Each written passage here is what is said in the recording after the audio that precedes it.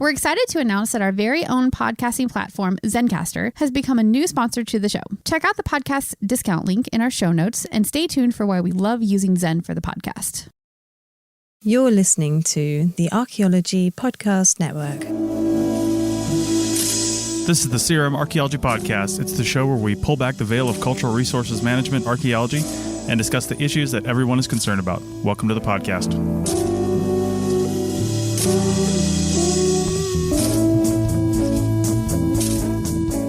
Hello and welcome to the CRM Archaeology Podcast, episode 213 for April 21st, 2021. I'm your host, Chris Webster. Today we talk about critical thinking when reading social media posts, dealing with that old-timey mentality, and counting is hard. So get your drone out of my airspace because the CRM Archaeology Podcast starts right now.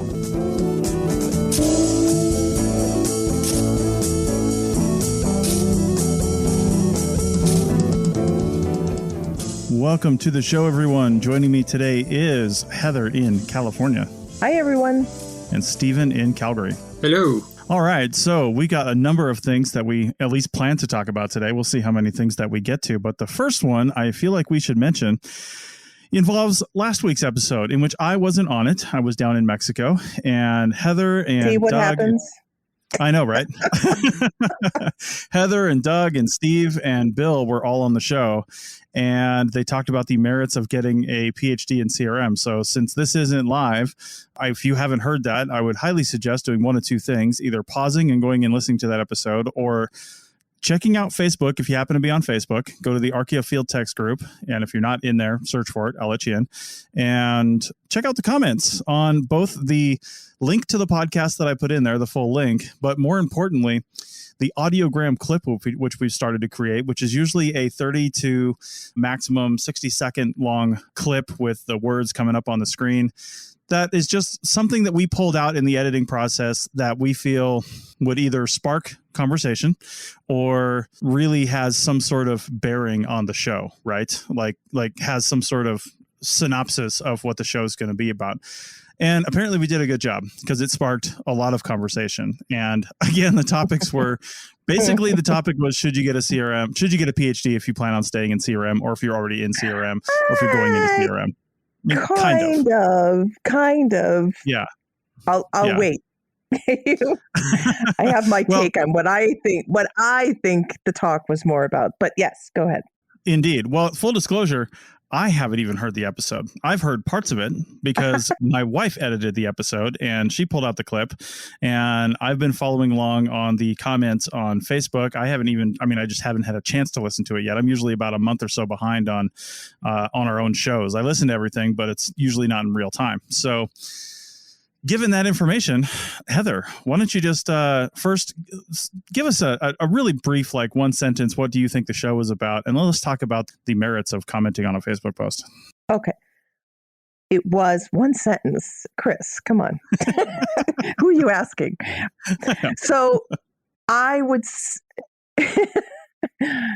Now I'm insulted that you're laughing a long time, but that's okay. No.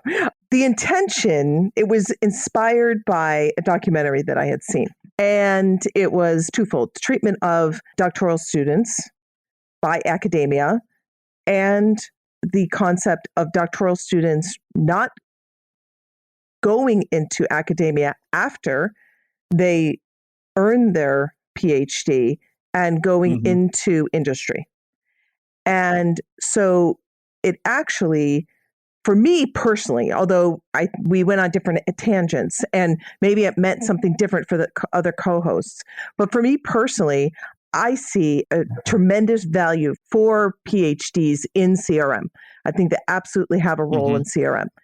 What my main focus of that podcast was, which is a subject that's come up quite a bit in our podcast before, is academia's role in preparing PhDs to go into industry, to have that choice of being able to be prepared or set up for success to go into industry. And I understand our industry, obviously, CRM. So I understand that, that's not really the sole purpose of getting a PhD or terminal degree.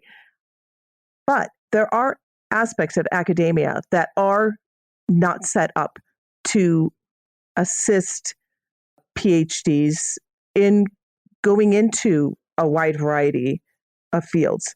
And so that was the main topic, was what can academia do to at least make it a little bit more approachable, or for a PhD to go into CRM. And I do believe that academia, they are providing a service. They have a product, and it is their job to prepare those that are their customers, which are the doctoral students, but they're not always treated that way, to prepare them for going into whatever area they decide to utilize their PhD, their knowledge, their abilities in. And it shouldn't be just solely focused on the academic route. And there should be a little bit of more preparation to go into the CRM route. So that's your one sentence, Chris. One paragraph. I'll take a paragraph or a one pager. Yeah, there you go. No, I certainly have my own thoughts on this, but perhaps we'll spend this segment on it. And if we have time, I'll maybe discuss those. But I didn't want to have this episode all over again, so I'll hold off a little bit. But really, one of the other things I wanted to talk about was in relation to that. So we put up a clip, and I didn't even have the basic synopsis of the episode right when I just said it earlier, and Heather, you rightly so kind of corrected me and told me, well, actually it was really about this. And of course we put up a title of the episode, we put up show notes, which probably very few people clicked into and read, to be honest, not even just the show notes. And then also we put up that clip that we had that was really just, literally one sentence that I think, Heather, you were speaking that sentence, but we put up one clip, and that was it. That sparked off so much conversation about how PhDs have basically no place in CRM. The inevitable, I had to teach a PhD how to do this comment was made several times, which is completely pointless. And it just descended into chaos, including from some notable people, former guests on this show, like Dr. Tom King. He also didn't listen to the episode and equally responded to the clip. So it doesn't matter what level of education you have or where you are in your career, you can still be subject to basically not critically thinking about something and just reacting to a headline, which is essentially what everybody was doing. And I think that's more of a larger commentary on our society. But in reflecting on some of the comments that I'd seen on there, and there were times, both of us were trying to bring it back to center and encourage people to please listen to a podcast. And one of the commenters in particular is a current PhD student, and he was saying, I don't know, after listening to this he said reading these comments. After reading these comments, I don't know if I'd want to go into CRM, and I'm really starting to question everything, kind of thing. I'm paraphrasing, but, I responded to him and said, please listen to podcasts, because in actuality, we talk about the tremendous value that PhDs do have in CRM, and that this is meant to encourage more CRMs and trying to, have a solution-based conversation about how do we prepare PhDs, put them in a position to succeed in CRM, because they do have a role. So, as in reflecting that, I was thinking today, I said, you know what, we should have put some kind of I don't know, what do you put it, disclaimer on it? Like, no PhDs were harmed during the broadcast of this podcast, or just so you know, we love PhDs, whatever. I thought, it's funny how people, a lot of times they just have their own tapes in their head, so to speak. And people, I had a mentor early on in my life that, he looked at directly in my eyes and said, you are not, I said, I'm listening. He goes, you're not listening, you're waiting to talk. And I think that happens a lot on social media. People do not really listen, whatever it is, the podcast, the other people's other people commenting. All they're doing is waiting to put their, promote their agenda, their concept, their idea, even though it may have absolutely nothing to do with anything that's going on. It has something very 5%. And it's too bad, but I think, it's good. It gets conversation going.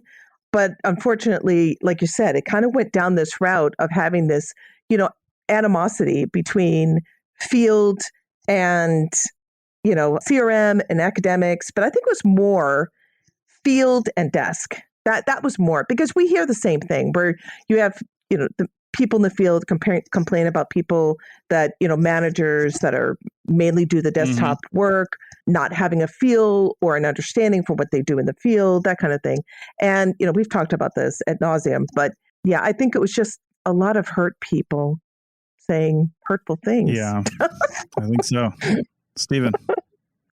Well, I wasn't really listening to Heather. I was just kind of waiting to talk. But it does, and you kind of hit at this towards the end there, Heather, but it does make me think that there's a lot of insecurity within CRM, people working in CRM, in that, like, if, like the people who are primarily field technicians and don't have a master's are always like, no, we're real archaeologists, blah, blah, blah. And trying to, bolster their perception that, like, they're the real archaeologists, and as a reaction to the Secretary of Interior qualifications. I'm not saying you're not real archaeologists, although Chris will no doubt make a 20-second clip of this, and so everybody's going to be mad at me. This will be the clip for the episode. Stephen. Yeah, there we go. And the same sort of thing, like, people with masters, but not the doctorates are like, well, it's not so great having a PhD because I don't have a PhD, and I once had to work with a PhD and he was so terrible and blah, blah, blah. And I feel like we're always in that constant reinforcement of kind of like making our own case, like the education level, the experience level for ourselves, that kind of puts us forward as not necessarily the one true archaeologist, but like we're okay. We're good at this. We're good archaeologists, even if I don't have a master's or a PhD. And people who have that, like, you might think that they're good, but they're not good. And I feel like that's kind of I don't know. I feel like I see that a lot, that we tend to split ourselves off from other roles, like you were talking, like the office people, the lab people versus field people, and it's kind of reactionary, and really we need to just come to grips with there are a lot of different roles for a lot of different types of archaeologists who have a lot of different education levels, and it's all archaeology, and it's all part of the same system. It's all part of the same process. Right. Yeah. Yeah. So my one comment that I have on this, and my wife and I actually talked about it after she was done editing the episode. She had some thoughts on it. We always have discussions when one of us edits an episode about something. And my one comment on this really is about the way that we see this field. It's different than it seems like other disciplines, right? So you've basically got essentially 3 educational levels, right? Maybe 4 if you want to include the person who started working in the early 80s, doesn't really have a degree at all, or maybe has one in something completely different, but has like 25 years of CRM experience. You actually see that in California quite a bit. Right. But yes, if you're talking about education, you've got your people who have an undergraduate degree, you've got your people who have a master's degree, and your people who have a PhD. And I would never in a million years expect a PhD program to teach someone how to transect, to teach someone how to lay out a 1x1, as the person on Facebook said, to teach someone even how to use a compass. First off, if you're in CRM and you're getting a PhD, I would expect you to already know those things, right? I would expect you to have come up the ranks. You got your undergrad, you went to field school, you maybe did some work, maybe then you did your master's, maybe you did some more work, then you went back for your PhD, and now you're doing more stuff, right? So I would expect you in the grand progression of any industry, any business that has like, apprenticeship through master type levels, except we don't really call it that. I would expect you to learn those things along the way. Now, in some cases, people do go undergrad, master's, PhD because maybe they like school, they have an unlimited amount of money. I don't know what the case is. And if you choose to go into CRM at that point, well, you better be willing to pay your dues. And, case in point, I'm really trying hard because he's awesome. But Paul, my co-host on the Archaeotech podcast, we've talked about this on the air before. he got his PhD in archaeology over 20 years ago. And then because of children and career and things like that, he basically stepped back from archaeology and went into an IT career. So he's kept a toe in archaeology. He's kept his interest in it. You know, he's in the AIA in New York and done a bunch of other things. But he is basically transitioning from that IT career this summer, and he wants to get back into CRM. He's not looking for a PI job. He's a PhD who's like 50, right? He's not looking for a PI job. He's not looking for a project manager job.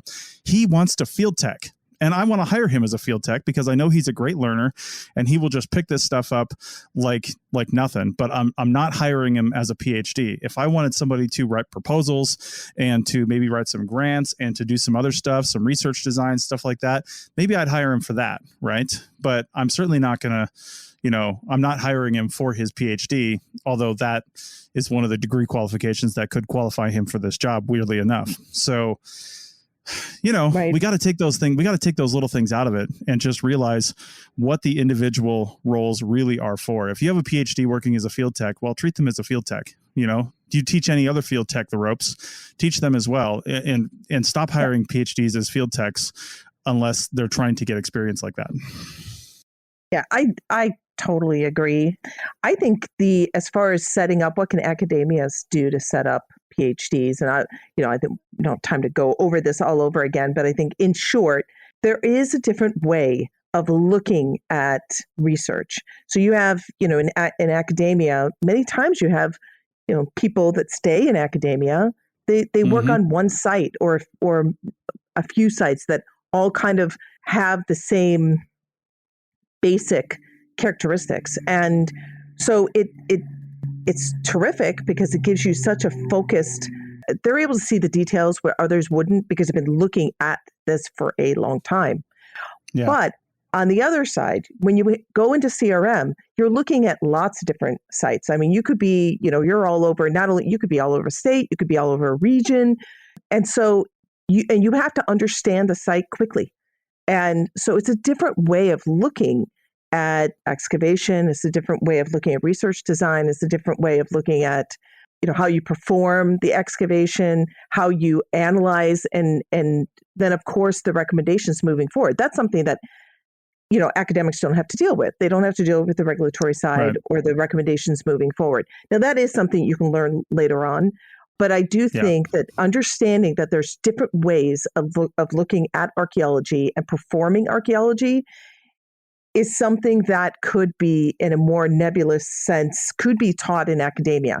It could be a high-level discussion, but it needs to at least be introduced because, unfortunately, a lot of times when PhDs do come in or they try to come in, or if they're sitting in the academic world, there's this separation between the two that academics do actual real archaeology where CRM does not. They're quickly just trying to get the work done. And it's not true. It may have been true in the past, perhaps, but it's really not true for good CRM firms and good CRM professionals now.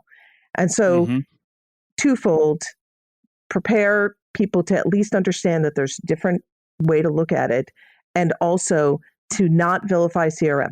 Because when you vilify CRM and you set up that notion in people's heads, they're not going to want to go into CRM. And we need more people, more PhDs in CRM. And so that was the kind of the crux, is those two things that actually would be very simple to fix in academia. But those that are teaching would have to get out of their own way of thinking about CRM in order to do that. Yeah. And will that happen? Who knows? So get on that, Bill. That's right. That's right. Well, on that note, we'll have a link to the last episode or just go find it. It's episode 212 and listen to it and give us your thoughts. You can leave a comment on the website. You can go back and wade through the comments on Facebook or comment on Twitter if you want to, wherever you found the episode. So we are going to take a short break and come back and switch gears to, well, another topic, but not too far off this one. Back in a minute. Chris Webster here for the Archaeology Podcast Network. We strive for high-quality interviews and content so you can find information on any topic in archaeology from around the world. One way we do that is by recording interviews with our hosts and guests located in many parts of the world all at once. We do that through the use of Zencastr. That's Zencastr. Zencastr allows us to record high-quality audio with no stress on the guest. Just send them a link to click on, and that's it. Zencastr does the rest. They even do automatic transcriptions. Check out the link in the show notes for 30% off your first 3 months, or go to zencastr.com and use the code CRMARC. Looking to expand your knowledge of X-rays and imaging in the archaeology field? Then check out An Introduction to Paleoradiography, a short online course offering professional training for archaeologists and affiliated disciplines. Created by archaeologist, radiographer, and lecturer James Elliott, the content of this course is based upon his research and teaching experience in higher education. It is approved by the Chartered Institute for Archaeologists as 4 hours of training. That's in the UK, for those of you that don't know. So don't miss out on this exciting opportunity for professional and personal development. For more information on pricing and course structure, visit paleoimaging.com. That's PALEO imaging.com, and look for the link in the show notes to this episode. Welcome back to the CRM Archaeology Podcast, episode 213. And, in reference to last segment, thanks for making it this far before you comment on the internet. So there you go. You're now free to comment on the last segment because we're switching gears. All right. So I got basically a paragraph that was kind of a rant from a friend of mine who's a CRM archaeologist, does a lot of work. Well, he's worked all over the United States, does a lot of work in California and Nevada as well. And he said, I'm going to paraphrase here in real time because I did not rewrite this, but I also want to remove some details that are, we want people to feel free to send us comments and show suggestions without basically letting people know who they are. So anyway, he said one of the people he works with had a tough time with a old person / tech. Now, first off, let me jump in here. I have taught lots of people that I've worked with how to use tablets, smartphones, whatever, digital recording in the field. 9 times out of 10, when I work with somebody in the field, even in 2021, well, I haven't had a chance in 2021 yet, but even in 2020, I've still had to teach somebody brand new who's never recorded digitally in the field on a tablet or on their own smartphone. So, we're not over the hump yet, and we're still teaching people how to do this. So it's not just, quote, older people that have this problem. There is a lot of people who just are not very tech savvy, who can be of virtually any age. We like to joke and say, find your nearest 23-year-old that's just out of college and they'll have them teach it. But archaeology doesn't seem to follow that trend.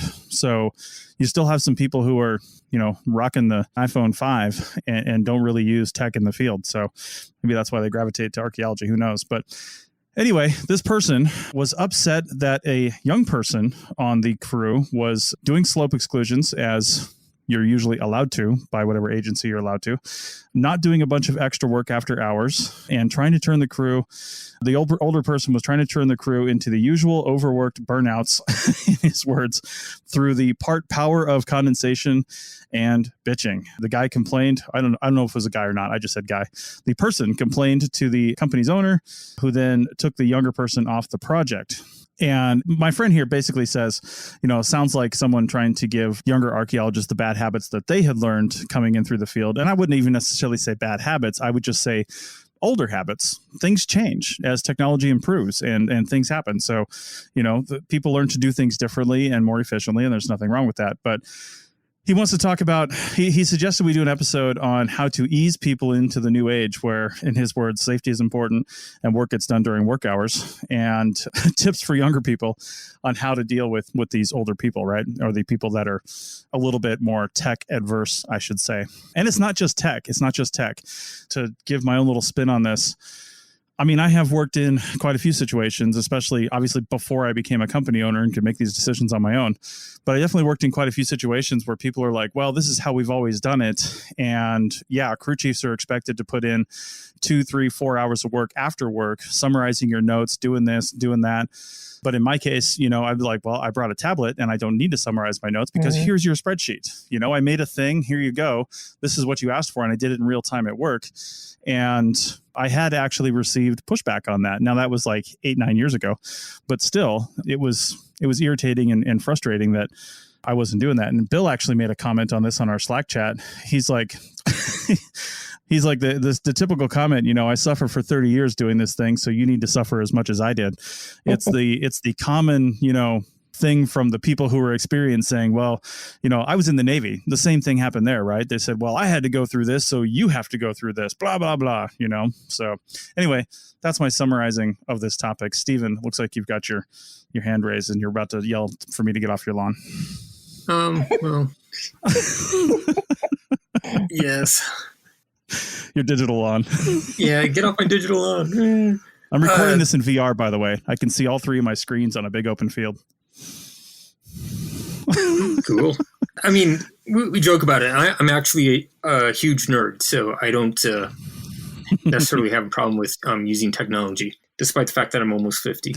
I do think that some of the issues or all of the issues that are talked about in your friend's example are not really a technical issue.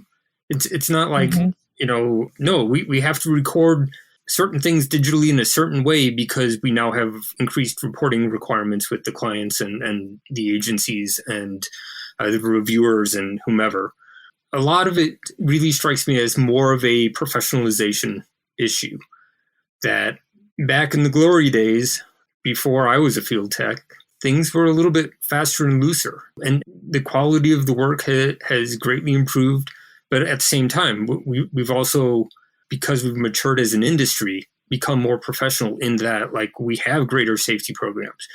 We actually adhere to labor regulation and so forth. So there were a number of things back in the day, we used to do some really sketchy shit. And I think the industry is much better off not doing that stuff anymore, although it does result in fewer bar stories, right? When I became a field supervisor and beyond, I had one rule for the other supervisors, which is don't tell the field techs your field tech stories. We all have them, but the situation's changed, and it's changed for the better. Mm-hmm. And some of the stuff that we ended up doing probably never should have been done in the first place. Now we wouldn't stand for it, because we are, doing a better job. Mm-hmm. And part of that is we try to minimize the amount of overwork that we do. There is always acceptable times of, overtime and whatnot. And Heather has confessed to sleeping under her desk. And next to Stephen. Oh, next to, sorry. I wouldn't fit under my bed. Yeah, I'm going to say I wouldn't fit under mine. And yeah, so in a certain way that there has been a change since the 90s, or even especially the 80s and the 70s, where the goals of the job are different. How we interact with clients is different. Who the clients are has changed. I think that some people who really got into it because of that rougher lifestyle, that unprofessional lifestyle, have trouble adjusting to the newer ways of doing things, and it has absolutely nothing to do with technology. True. It is it is a lifestyle choice, and they don't like where it's going. And and I've one final point on this, because I know Heather has her hand up. I feel like some of this comes from the enthusiasm that we all had as undergrads, and perhaps before and definitely after, where we just wanted to do archaeology. And it's we're going to go out and I'm going to walk a field and possibly find artifacts, and you're going to pay me for it. It's holy crap. Mm-hmm. That's a dream come true. And it's really easy for people in power to leverage that enthusiasm in ways that's not good for the enthusiastic young lady. I'm going to channel Maya Angelou right now and say, when you know better, you do better. And if there were two things I'd like to bring out into the field every time we're in an excavation, we have a crew together, because one of the ways, if you want to be inefficient and you want people miserable, is if, that's all based on the attitude that's in the field. And that is definitely not controlled, but it's definitely can be encouraged by the crew supervisors and, but by those that are in charge, starting with who you pick when you bring them out into the field, and then making sure that you're keeping that environment, the temperature of the excavation, and making sure channeling it in the right direction in a positive way. And so every time we go out in the field, two things I would say, yes, when we know better, we do better. And as good archaeologists and good professionals, we should always be striving to do better and to know more. So if you go into the field without, this idea that I know and therefore I do, rather than going into the field and saying, I want to learn, I know what I know, I want to learn, I'm always open for new ways of doing things. And, that's how we're going to better our discipline. But the other thing that I'd like to take in, 2 words, be kind. Yeah. People need to be kind to each other. And that's kind of what's missing, I think, sometimes. And we've had large projects where one person, where it can go in the toilet real quick because you have one person, one malcontent who just permeates throughout the whole crew if you don't control that. And that should be controlled by the crew supervisors. That is their job, is to make sure that you don't have that malcontent who's seeding negativity throughout your crew. And because just on a business side of things, it makes people very inefficient. And then you're also inefficient because their attitudes are being brought down, but also inefficient because they're thinking of, well, I was told to do it this way, but maybe that's not the right way to do it after all. Yeah. And also people need to know their place. When you come in, and I'll say this to look at the other side here. Yes, you have some cranky people that have been in this for a long time, but I guarantee you they've seen a lot more than you have if you've only been in this business for a couple of years. And so you need to know your place. Everybody needs to walk in and understand who's in charge. And if it's not them, to know what their role is on that crew. And they need to respect the people that are in charge. And then secondly, if you have somebody who has knowledge, maybe it's not the way you would do things, but when you talk to people and you ask questions about themselves, that's when you get that, interaction of people sharing, and the positivity is when you really do act like you care, hopefully because you do, about other people's experiences. I mean, when you're walking in and you're acting like you know everything, it's very rarely because you know everything. It's because you're insecure. Right. And so, to me, one of the biggest things of creating a crew, I don't just slap people together when I'm creating crew. It's important to me to have the right people out there, not just with knowledge and ability, but also with attitude. Attitude is huge. And I've seen it sink a ship, and I've seen it get a crew through the most difficult situations. So that's my take. Yeah. And at the very end of my friend's suggestion here, he's like, how do we deal with people that come in like that? I'm going to qualify it and say, well, okay, the person we're talking about here is somebody that, let's say you're a crew chief, you're leading a crew because maybe you work for that company. This happens all the time, by the way. You're full-time with the company, or maybe you've worked with that particular company for a while and you're a crew chief by whatever virtue makes you a crew chief at that company, right? Well, companies will also just hire a number of people for a project. And there's every likelihood that you're going to be a crew chief and you're going to have on your crew somebody who has many more years of experience than you do. Maybe they've been a crew chief in the past, maybe they haven't. Doesn't really matter. But the two things you got to really realize and do in order to, I guess, deal with a person like that, same way you would deal with somebody who's completely green, right? You have certain ways that you should deal with them as well. But as a leader, you got to look at people's strengths. This person might be old, jaded, cantankerous, who knows, right? Maybe they're super helpful, but typically they're old, jaded, and cantankerous. They've been archaeologists for 20 years. What else are you going to be? So but they have strengths too. Maybe they just are super knowledgeable on local projectile points or historic ceramics or something like that. You got to kind of brush off the other things that might be about their personality that you don't like, unless, like Heather said, they are taking down the crew. then you got to address that and deal with it as a leader. But find their strengths and use their strengths to the best of your ability, because that's your job as a leader, is to pull in all those strengths from the people working for you and accomplish the job. And then the second thing I would say is, if you are bringing in some sort of new methodology, new to them anyway, or if you're bringing in some sort of, like slope exclusion procedure, like my friend mentions here, back that up with paperwork, I should say. I mean, I hate to say paperwork, but back that up with the regulations. If the Forest Service or whoever you're working for says you can do slope exclusion over 30%, then back that up, right? Say, this is what the project scope of work says. This is what we're doing. Take it up with the leadership. I mean, basically, come armed with information, and don't just say it's my way or the highway. We are in a scientific field, and you got to kind of back that up. I mean, aside from, yeah, man, paperwork. Woo. I knew it. When I was a field supervisor, and, I would often, because, the field techs, a lot of times they just got out of college and they're really smart, and because we're all kind of smart. And they would be like, well, what if we did it this way? Or what, why don't we do it this way or that way or this other thing? And the way that I would always frame it is that there's a lot of different ways of doing this, but this is how we're going to do it. Like we can only do one. Yeah.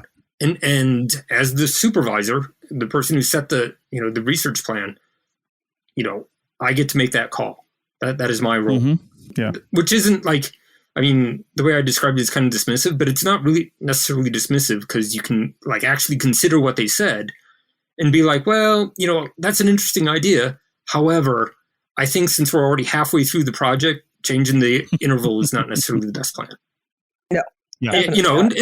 But just point out, it's like, it is my job as the crew chief or supervisor or PI to make that call. Yeah. And we can't do it every single way at once. That's right. And I never had pushback on that.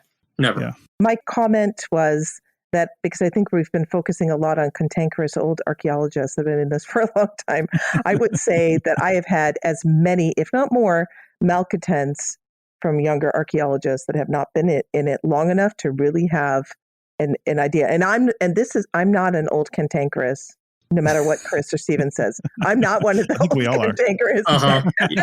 I was impressed that Chris is 20 years, and 20 years, those pups. So, but I just be mindful and be kind. Yeah. Cantankerous and malcontents are not limited to certain age ranges. Indeed. I think there's probably the beginning and close to probably the end of your career when you get more cantankerous, right? Because in the beginning, you feel like you've been told a lie and it's not the way you expected it to be. And in the end, you know the truth, and that's even worse. Yes. So somewhere in the middle, you're happy. Hopefully. All right. Let's end this and switch gears one more time for our resident cantankerous malcontent to rant for a final segment. Back in a minute. You may have heard my pitch for membership. It's a great idea and really helps out. However, you can also support us by picking up a fun t-shirt, sticker, or something from a large selection of items from our TeePublic store. Head over to arcpodnet.com/shop for a link. That's arcpodnet.com/shop to pick up some fun swag and support the show. Welcome back to the third and different segment of the CRM Archaeology Podcast, episode 213.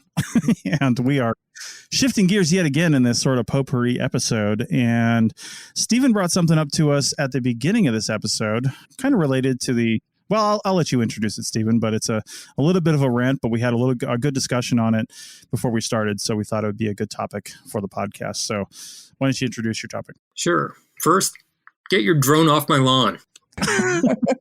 Crazy kids. It's not on your lawn. Get over it. You can't above your lawn. Get your drone out of my airspace. Is it your airspace, Stephen? Really? Yeah. Well, if it's like within a couple meters, it's within Rux's airspace. So That's right.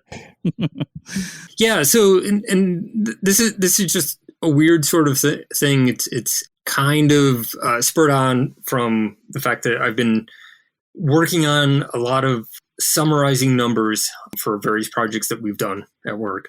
And I'm sure like all the archaeologists out there who've done this sort of thing, like you'll totally know where I'm coming from, because we have to submit a number of different forms or formats of data to the government for review when we do our submission. And some of it's spatial data, some of it's site forms, some of it's the report. Remember reports? You actually have to write reports. And part of it is that we have to have counts, artifact counts, or site counts, or shovel test counts, or there are a lot of numbers involved. And the way that we present it in spatial data or the site forms or the report are not necessarily, I want to say gathered, but are not necessarily organized and structured in exactly the same way. So, like one observation of like a shovel test might be in one area, but then reassigned to a different area because you might break down under different boundaries for accounting for a different type of analysis. Like, maybe it's within the boundary of a site, so you break it down by site for one thing, and then you break it down by terrain type for a different thing, or stuff like that. Likewise, with artifacts, you have to provide like an aggregate number of artifacts, but then break it into like components and by material types, and then restructure it. And by the end of the whole exercise, a lot of times you will find that the numbers don't agree. Yeah. And it's like, well, this says there's 31,216 artifacts, and that says it's 31,218 artifacts. And it's like, where did I lose 2 artifacts? Right. And while I'm doing this and getting angry about having to do this, it occurs to me, thinking back to like the election, the presidential election in the US and everything like that, is that most people out there, aside from archaeologists, don't really understand how hard it is to count things in very large numbers, especially if you have to recategorize them and kind of like shift those numbers around a bit. The idea that, well, you just have to count something once and that number is actually good and true. Like, I hope you're all laughing because we all know that's not true. Like, Right. you can count the same number of artifacts like 5 times and it'll just come up a little bit differently, especially once you start getting into large numbers, like you're dealing with like 50,000 artifacts or stuff like that. So I just kind of had this like ranty notion of like, why is it so hard to count? Well, how do we convince people that it's actually hard to count? So I'll leave it there. Well, and I mean, I'll comment on that, of course. It is hard to count. And I think you have to, well, for some things, you have to look at what your margin of error is, right? What is an acceptable margin of error? If you're counting lithic debitage and you've got tens of thousands of them, does it really matter that much that you're 5 off? You know what I mean? Or even 100 off for that matter, if you've got like 50,000 of them. I mean, a lot of times, unless you're working in a work study program, you're not probably counting individual flakes by the 50,000s anyway. You're more than likely weighing them and then extrapolating how many there probably are. Right. Yeah, because what are the real questions you're trying to answer here? Obviously, when it comes down to something like human votes, every vote counts. I mean, we have to say that because people don't want to feel like their vote doesn't count. But I mean, the reality is, yeah, every vote counts. I understand that, but man, margin of error. But we just can't do that with human votes, right? But we can do that with things like artifacts, obviously. There are so many things that can happen. Broken artifacts. I have a bag, and somebody came over and how in the world can somebody put that there's 1 artifact in here when there's 2? And unfortunately, the artifact got broken. Now you have 2. If you had just looked at it, it would fit together. But anyway, there's so many different things that can happen, especially when you have larger groups. Yeah. And I think it's important for us to remember that, perfection can be the enemy of good. And right. we have to get it done. We have to get this analysis done. And so sometimes, a margin of error, there's margin of error in anything. And, people need to understand that. So when you get this like myopic view that everything has to be perfect, and I know I get it because I'm a very detail oriented person and I do like perfection, but you have to control that because as we do want to have it as good as we possibly can, but we also want it done, right? so that we can actually, because it's not just the analysis comes after the count, really. So we can't do analysis without the count. So let's get it done. Get her done. It's not that the number has to be correct, is that the numbers have to agree. So you can't say you have 32 shovel tests over there in one part of the report and then say that you only did 28 in a different part of the report. Right. No, that's QA/QC.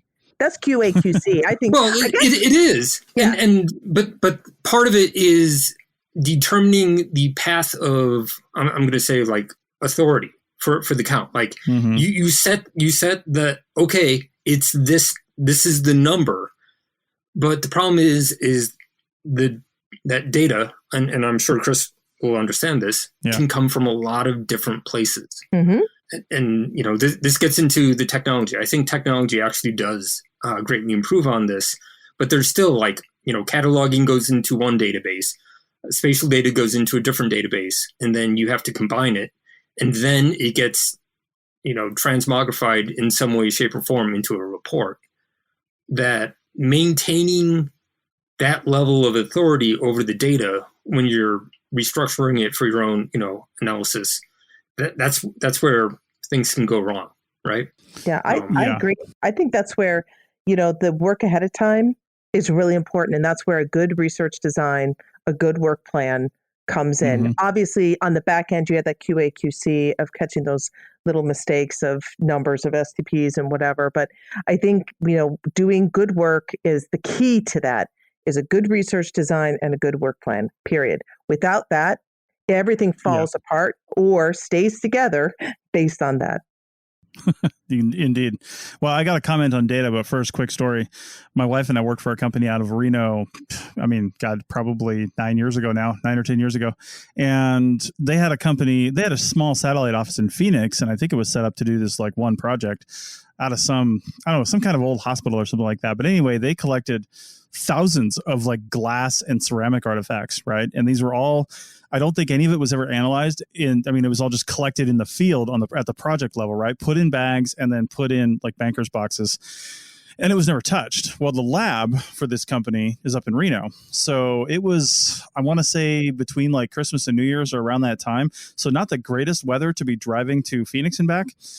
And they had us actually drive down there, though. And I can't remember if we rented a trailer down there, like a small U-Haul, or we took it down with us. But basically, we had a tiny little box trailer that you can tow behind a truck, and we towed it back. And I swear to God, I mean, on those roads between Phoenix and Reno, like, every time we went over a bump, I'm pretty sure we doubled the artifacts that were in the back. Oh, dear. Like, every time. So I don't know what we started with, but we ended probably with a lot more. I mean, it was all glass and not very properly stored. But a quick note on the data collection, though, and this would have helped that project. Your first source of error when you're trying to count something is going to be the first time somebody writes it down, right? So either they write down the wrong number, which there's not a whole lot you can do about that, unless it's artifacts and you can count them later, but they write down the wrong number, or they write it down in a way that can be misinterpreted, which is, of course, one of the most common problems with handwritten notes and handwritten artifact tags and artifact logs and things like that, is somebody's 5 looks like somebody else's 6 or something like that, right? Or their 9 looks like a 4, and they're off the project. They've been gone for 2 months. You're finally getting to the paperwork and you're like, what the heck is this? What was the original number? If you've only got, 4 artifacts, you're like, well, it looks like a 9. So are there 5 missing, or is it supposed to be actually a 4? There's really no way to know. And to address the comment of the separate, like, databases, Stephen, you're right now. Like, even if you're collecting digitally, a lot of people are collecting digitally, on one device, and then they're collecting their spatial data on, like, a Trimble, where they might be writing notes down there too, saying, well, I'm standing here and I'm recording, a projectile point or a collection of, 6 flakes, whereas the person who recorded that spot said there was only 5 flakes because they didn't see that 6th one or something like that. That's another source of error. And then your third source of error, as you said, is translation of all those data to the report. Maybe somebody typed it in wrong, something like that. I think the ultimate answer is something that can be kind of easy, is use a data collection system that is also your spatial data collection system. That we're getting closer and closer to, with tablets and smartphones having sub-meter GPS capability with external devices and a suite of different apps to help you do that kind of thing. But then also, like, we should be thinking what reports of not 10 years from now, but 2 or 3 or 4 years from now should look like.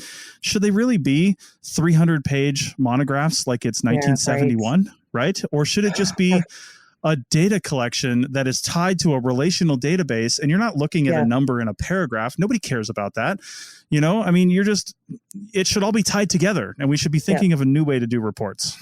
Yeah, I hate to tell you, but reports from 1971 are like 10 pages long, and they don't tell you where they dug, and there's like a picture of one point, and that's the site. And then it's like, this is the least helpful report ever. The pendulum has swung the other way, because I actually just turned in, I mean, this was an extended phase 1, 550-page report. Wow. Now, that's with appendices, but the report itself is pretty long too. And I try to keep them within, a certain page count, but with what is expected, some of these agencies, everybody's trying, it's all CYA, and so there's, all these stipulations, but although then there's some agencies that have these templates that it's just, you fill it in and you almost feel guilty. Like, wait a minute, like, I feel like I should tack on another 30 pages just to make this look legit. But if you look at the template, it has all the information that's important there. And so, what you said, Chris, is like music to my ears. I absolutely believe that. And in fact, I've gotten to, there are some times where, we also have to look at, at least in California, these information centers and all the data that they're having come into them. And then when you're getting your record search and you're looking through your reports and you're having to like go through this crazy report that's really long, or, EIRs, right? So now let's say you have an EIR and the archaeologist, and there's just a little pet peeve, the archaeologist actually gives the entire EIR to the information center. And now in order to get that report, to get the crux of what you need to know, you now have to buy the entire report, which is 25 cents a page. And these things could be like 1,200 pages. It's absurd. So, I've gotten to for an EIR. Don't you send you a PDF? Yes, but they pay. I'm going to be all Chris right here. Yeah, in California. In California, that's funny you say Chris, because that's the name of the database, but for California. But as it is in lots of places. Yeah, it is 25 cents a page. Whether they're sending you the digital copy, that's how they make their money. So whether they're sending you the digital copy, or you go in there and you never get the printed copy anymore. So they're still charging you 25 cents a page. So now you have to look at your record search, what your assumed direct cost was that you put in your proposal, and can you really do that? So yeah, I think not only do we have to relook and really try to be honing in on what's important, or maybe, hey, I'm not even going to throw one more thing, because right now, Chris, and most of these information centers are 3 years behind on anything that's been turned in. Yeah.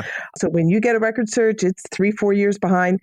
But that would be nice to actually have an information, I put those in my reports, but to have a page that has all the important information, and that's it. Yeah. Well, and here's a quick question for you. That 500-page report that you did, how much of that report was not either cut and paste from the site records or boilerplate? You know what I mean? Like, how much of that was true analysis on what was done? You don't need to answer that question, right? Absolutely. I do think, there are certain things that you do have to include, your background, your ethnography or ethnographic section.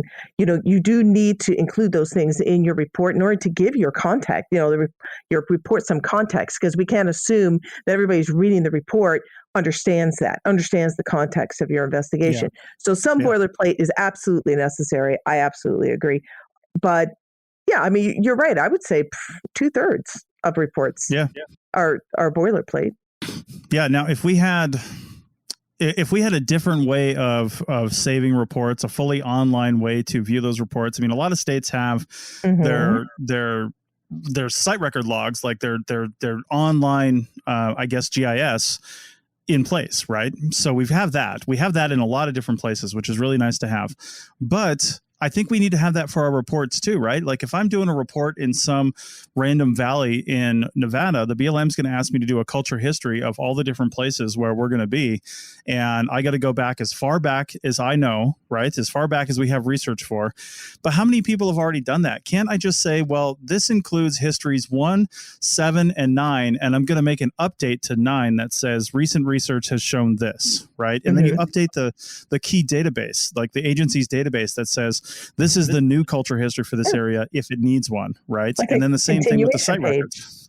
Like yeah, a exactly. Continuation page on a site record. Yeah. Exactly. And then you could take the site records as well. You say, well, this report references site records this through this, and you just include the hyperlinks to the things that you want. And really your report comes down to, 10 to 20 pages of analysis that basically says, here's what we did, here's when we did it, here's what we found, and here's what we think about it. That's really what we should be doing. Instead, we're spending days and hours and tens of thousands of dollars on pulling together all this stuff that literally no one's going to read, nobody cares about, and is accessible in other places and is already been done. So yep. Amen. All right, brother. Yeah. Well, let's go change the world. So Woo-hoo. Yeah. I mean, if I made a new digital database and just called it Chris, because in California, I think it's California Heritage Resource Information System, but in a lot of places it's Cultural Heritage Resource Information System. So it's always Chris. It's always me, right? Every time I see it. It's all about you need to stop you need to stop naming your products after yourself. I know, right? Well, that's what I figure. If I do make a product, who knew you were so egocentric. I know. If I do make a product like that, people will just naturally use it because they'll think it's the right thing. So there you go. All right, guys. Well, that's been a great episode. 3 different topics. It's been fun. If you've got any topic suggestions like our commenter did today, please send them in, chris@archaeologypodcastnetwork.com. You can find other contact information at arcpodnet.com/CRM Arc Podcast, or comment wherever you saw this episode. And please, if you want to support us, arcpodnet.com/members. If you want to advertise a job post on this podcast for your upcoming field season, please get in touch with Madison at advertising@archaeologypodcastnetwork.com. We can get your post in front of, 5,000 to 7,000 people a month, which is pretty great. So, or at least 5,000 to 7,000 pairs of ears. They might be the same ones, multiple episodes, but they're hearing it multiple times. So, all right. Thanks a lot, and we'll see you next week. That's it for another episode of the CRM Archaeology Podcast. Links to some of the items mentioned on the show are in the show notes for this podcast, which can be found at www.arcpodnet.com/CRMArcPodcast. Please comment and share anywhere you see the show. If you'd like us to answer a question on a future episode, email us. Use the contact form on the website, or just email chris@archaeologypodcastnetwork.com. Support the show and the network at arcpodnet.com/members. Get some swag and extra content while you're there. Send us show suggestions and interview suggestions. We want this to be a resource for field technicians everywhere, and we want to know what you want to know about. Thanks to everyone for joining me this week. Thanks also to the listeners for tuning in, and we'll see you in the field. Goodbye. Bye. Bye, everyone.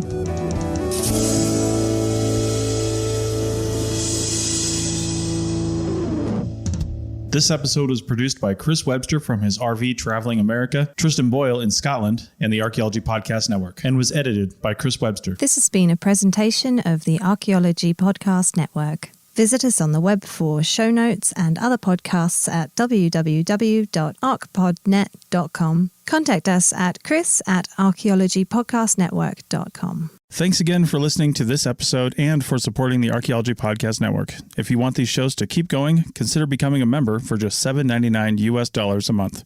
That's cheaper than a venti quad eggnog latte. Go to arcpodnet.com/members for more info.